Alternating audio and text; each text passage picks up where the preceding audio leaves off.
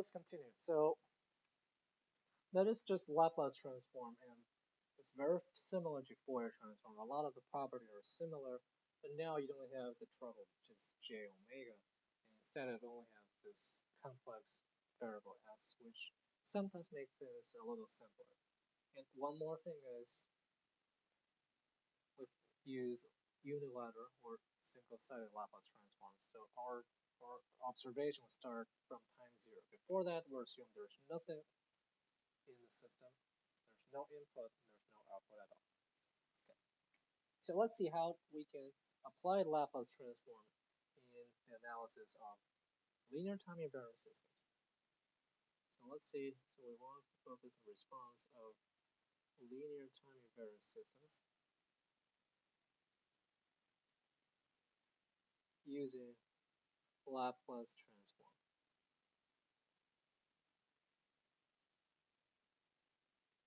Using Laplace transform.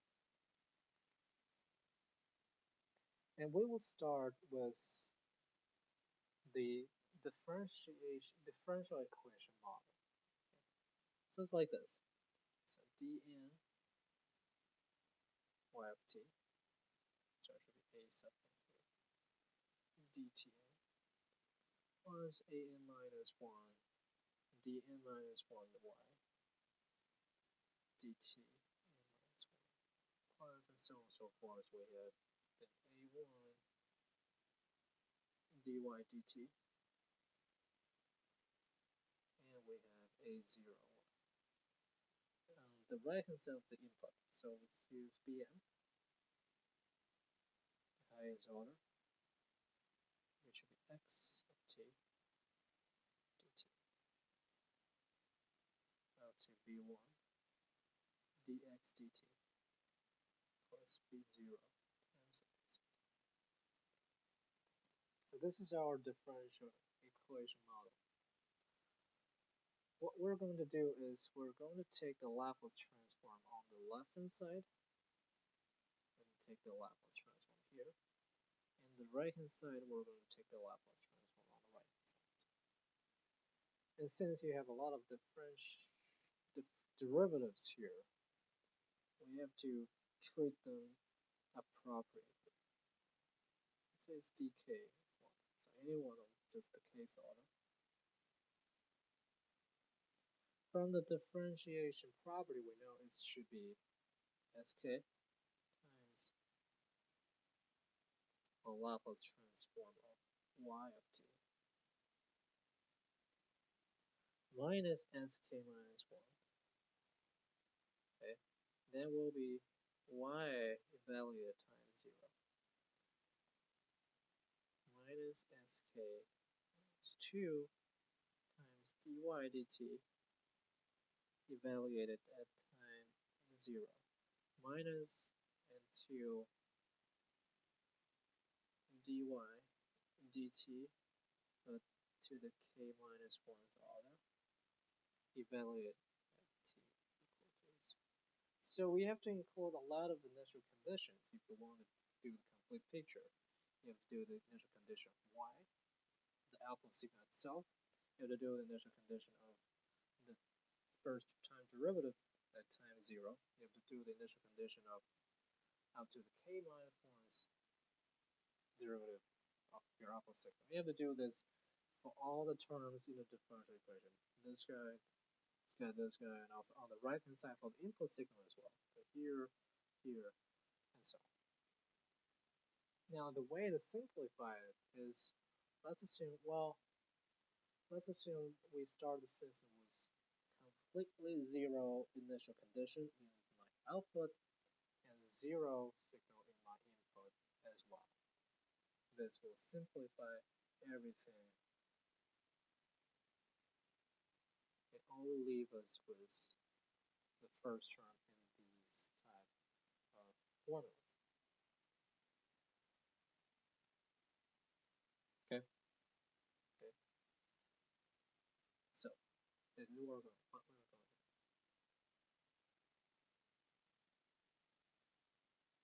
For the first term, this one,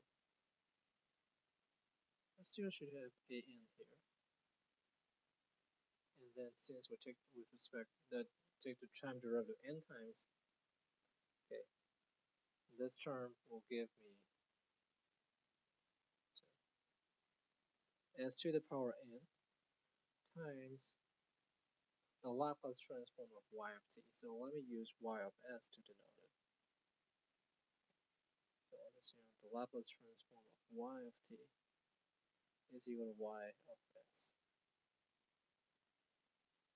Second term, an minus 1, is my coefficient, and for the derivative, it's going to be Sn minus 1 times the Laplace transform of y of t again. And we repeat it for all the terms. And for the last one, for this guy, it's just going to be a0 times y of s. And through this procedure, I'm actually applying the linearity of the Laplace transform since we're taking the Laplace transform of this entire summation. But what we're doing now is we take the Laplace transform of each individual. This is the left-hand side. On the right-hand side, what we have is Bn, the first term, times s to the power x of s.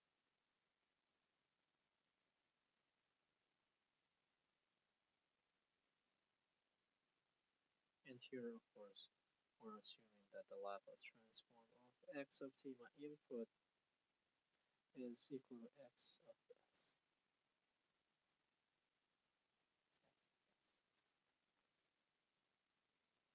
Okay. So, remember we're assuming here all initial conditions are 0. Very, very important. So sometimes I call it 0 initial condition response or 0 state response.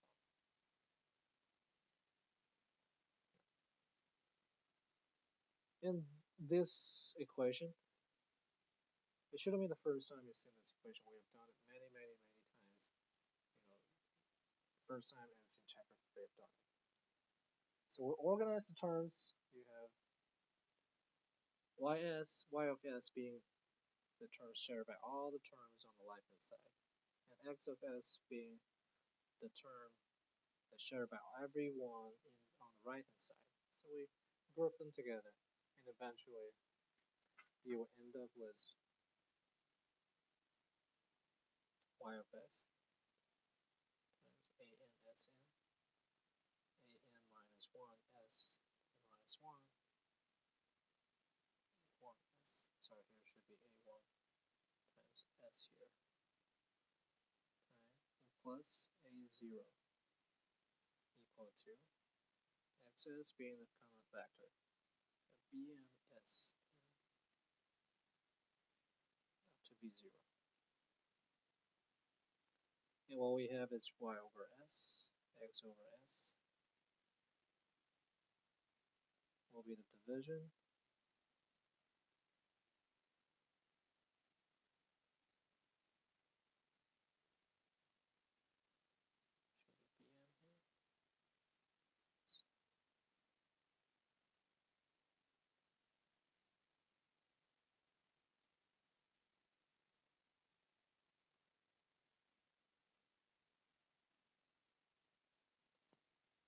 And in chapter 3, what do we call this? We call this the transfer function of the linear time invariant system.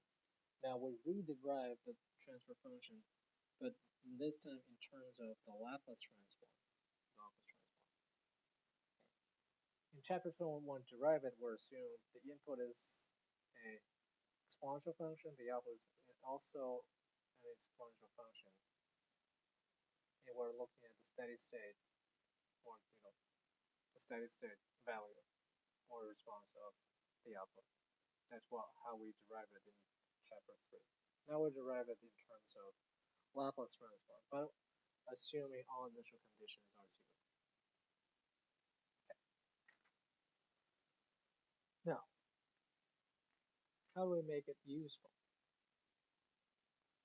And of course, whenever we have it, we want to look at something that's interesting because we want to study again the input-output relationship. So apparently, we can write this as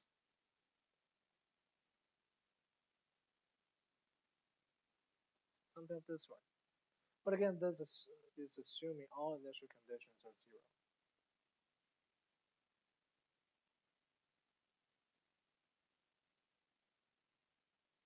Zero initial condition.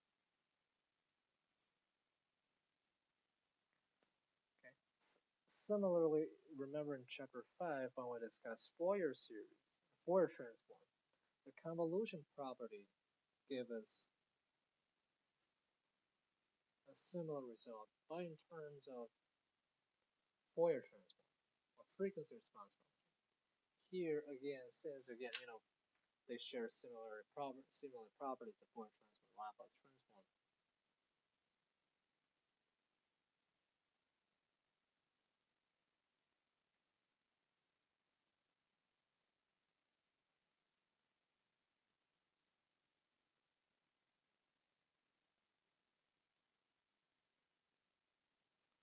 The same property should hold.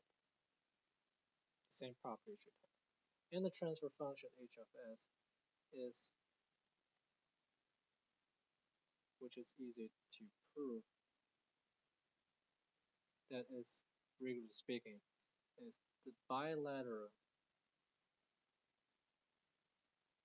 Laplace transform of the unit impulse response function h of t. Now, how do we make it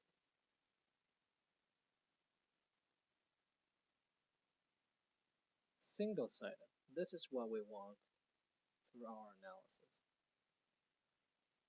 We don't want bilateral, we want unilateral. To make it single-sided or unilateral, we're actually assuming h of t is 0 for t less than 0. And what does this mean? This means,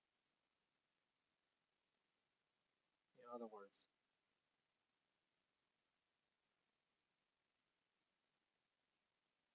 the LTI system is causal. If the LTI system is causal, we can replace the double-sided with the single-sided Laplace transform. And everything should be easy to calculate.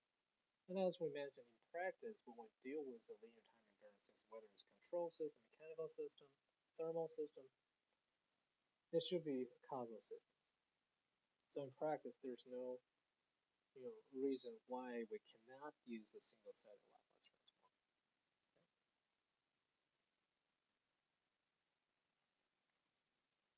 Okay? So this is what.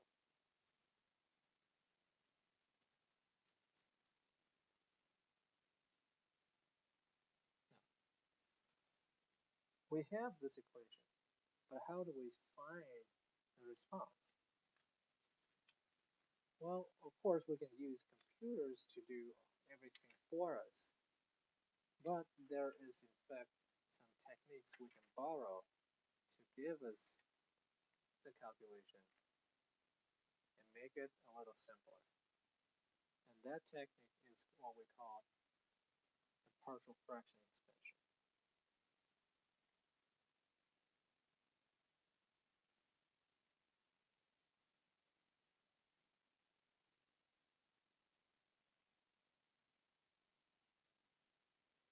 The partial fraction expansion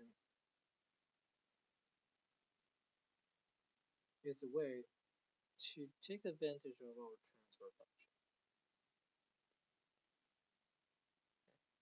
Since our transfer function is written as the division of two polynomials, one on top, one in the denominator, we can somehow rewrite it in terms of the following form.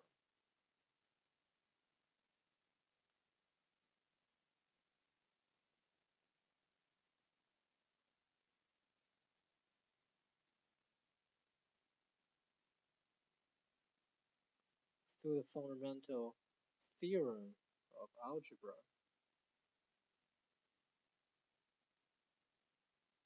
if you have a polynomial to the nth order, it means that polynomial, in the denominator we have 2 to the power n, this polynomial should have exactly n roots. They could be repeated, they could be common, but it should be exactly n roots. And we represent those roots as p1, p2 up to pn. Similarly, in the numerator, since this polynomial is to the power m, it should have exactly n roots, and we denote them as z1, z2, up to zn. And since they have bm and an at the beginning, they should form, a division constant. So k should be equal to bm over an, so that we make everything to have the highest order being 1, having the width coefficient 1. All the zi's are called zeros of the transfer function. Now the pi's are called the poles of the transfer function.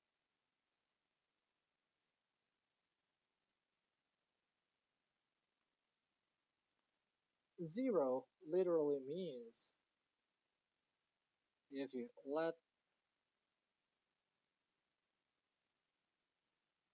s equal to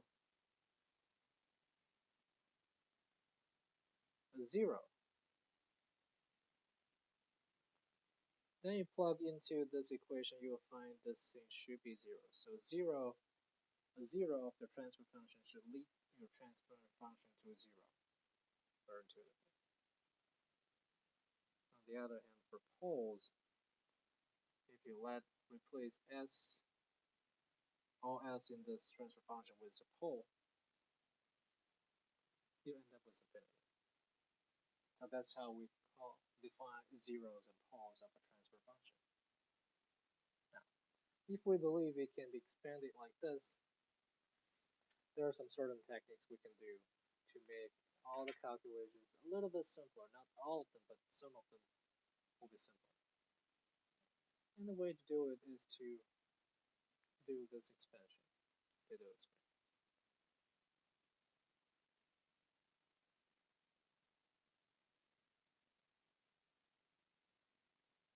And it's like this. And it's like this.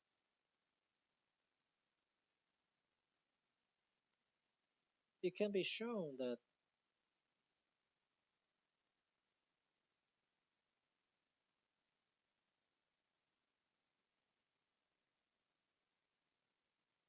we are able to rewrite the transfer function again in this form with k1, k2, this should be k sub n, being constants. Ki's are constants.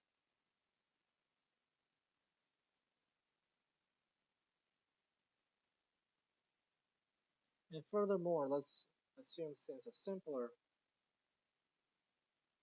let's assume n is larger than m.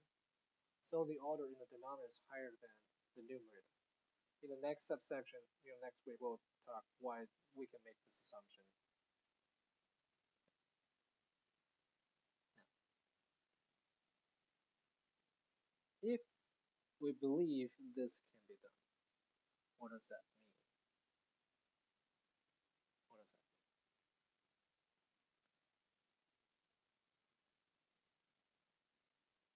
It means if we multiply something on both the left-hand side and the right-hand side, we should obtain the same thing.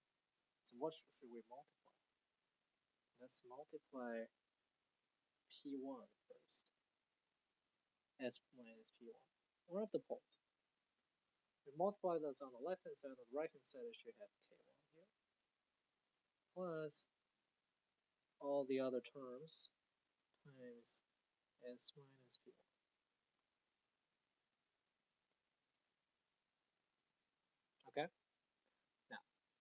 Next thing I do is I want to let s equal to p1. What does it mean? It means if s is equal to p1, the left-hand side of this equation should be 1. It's not going to be 0 because h of s is in this form. This is my transfer function. So if this is my transfer function, if I multiply s minus p1 here, you will cancel one of the terms here. So end up with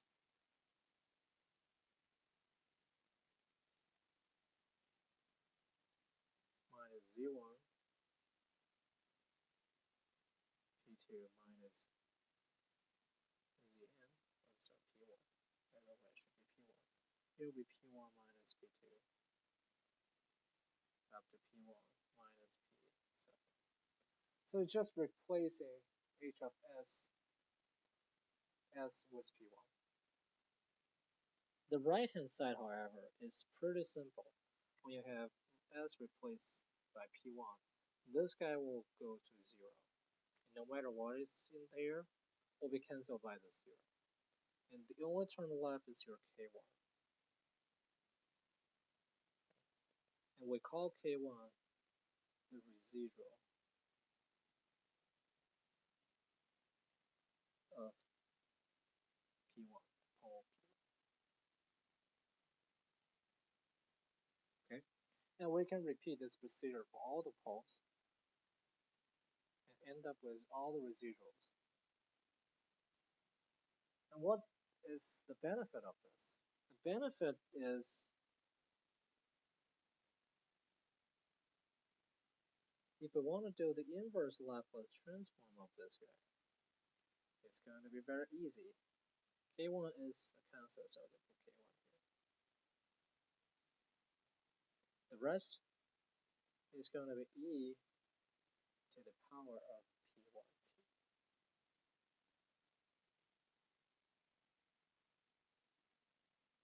Okay? It's going to e to the power. Now, let's do one simple example, and we'll know how this can be done easily.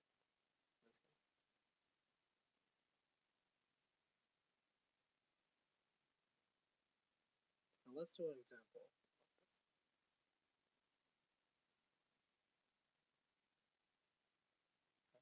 Simple transfer function.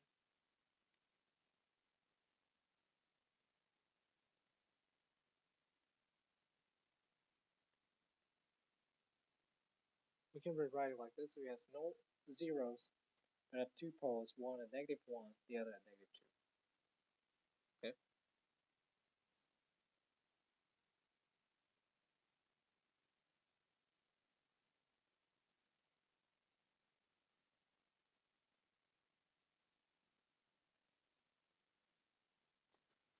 So we should be able to decompose them like this into two terms. And to find k1, what do we do to find k1?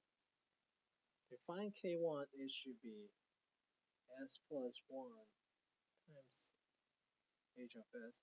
Evaluate this as s equal to -1. And don't worry, because when you do this multiplication, s plus 1 here, and this s plus 1 will cancel each other, so we have s plus 2 left. Evaluate it as s equal to -1. So this will give you exactly 1. So 1 divided by -1 plus 2 give you 1.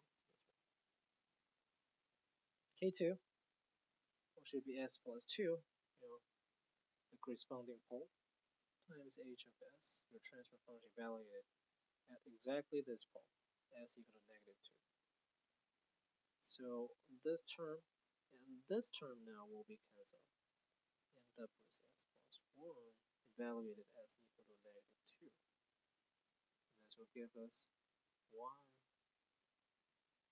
over -2 plus 1, -1. And eventually this will lead to h of s equal to 1 over s plus 1 minus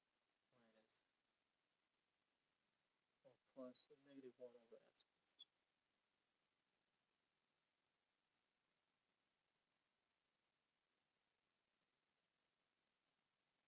So if you were asked about h of t, for instance, it should be the inverse Laplace transform of h of s. And it should be the inverse Laplace transform of the first guy and the inverse Laplace transform of the second guy. So the first guy is e to the negative t, the second guy is e to the power negative 2t. Okay. And since we're doing the single-sided Laplace transform, you probably want to add u of t at the end to make it rigorous. And later on we'll explain why we want to do it.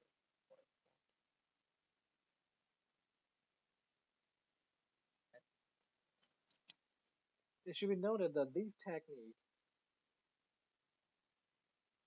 works for distinct, or in other words, non-repeated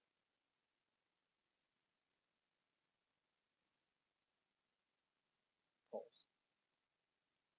If you happen to have 2 or 3 poles that are repeated, we need to tweak this method a little bit, and we'll discuss how this can be done next week, Tuesday on